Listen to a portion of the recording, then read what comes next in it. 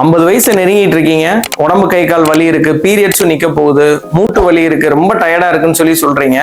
இந்த வயசானா இப்படிதாம்மா இருக்கும் அப்படின்னு யாராவது உங்களை பார்த்து சொன்னாங்க அப்படின்னா சொல்லுங்க, போடா இடியட் அப்படின்னு. இந்த 50 வயசை கடக்கும் போது மெனோபாஸ் ஸ்டேஜ்ல என்னதான் ஈஸ்ட்ரோஜன் ஹார்மோன் கம்மியா இருந்தாலும், சத்து குறைபாடு இருந்தாலும், தசைகள் லாஸ் ஆகுறது, அதாவது மசில் லாஸ் தான் இந்த மாதிரி பெயின், போன் பெயினுக்குலாம் முக்கியமான காரணமே.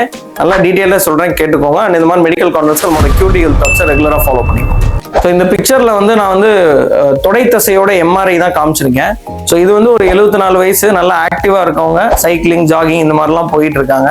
ஸோ அவங்களோட தொடை தசை பார்த்தீங்க அப்படின்னா நல்லா பிளாக்கா இருக்கிறது தான், நல்லா பெருசா இருக்கு, நல்லா ஸ்ட்ராங்காகவும் இருக்கு. சுத்தி இருக்கிற கொழுப்பு லேயர் ரொம்ப ஒல்லியா இருக்கு. இந்த பக்கம் பார்த்தீங்க அப்படின்னா அதே 74 வயசு, ஆனால் எந்த எக்ஸசைஸ் எதுவுமே செய்யாதவங்க. இவங்களுக்கு பார்த்தீங்க அப்படின்னா தசைகள் ரொம்ப சுருங்கி எல்லாமே கொழுப்பால் ஆக்கிரமிப்பாயிருக்கு. ஸோ இந்த தசைகள் சுருங்க சுருங்க நம்மளோட வெயிட் எல்லாமே போன்ல தான் போய் விழுக ஆரம்பிக்கும்.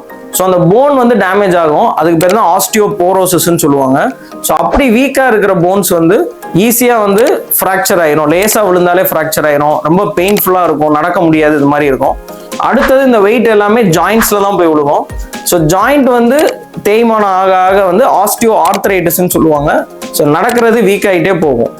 ஸோ எக்ஸசைஸும் ஸ்ட்ரென்த் ட்ரைனிங்கும் பண்ணீங்க அப்படின்னா உங்களோட மசில் லாஸை தடுக்கலாம். ஸோ போனும் ஜாயிண்ட் ஹெல்த்தும் இம்ப்ரூவ் பண்ணலாம். அண்ட் 70 வயசுல கூட நீங்க ஒரு வேர்ல்டு ட்ரிப் கூட போகலாம். அண்ட் உங்க ஃபேமிலியில யாராவது அந்த 50 ரீச் ஆகிட்டு இருக்காங்க அப்படின்னா இவங்களுக்கு இந்த வீடியோ ஷேர் பண்ணுங்க. தேங்க்யூ.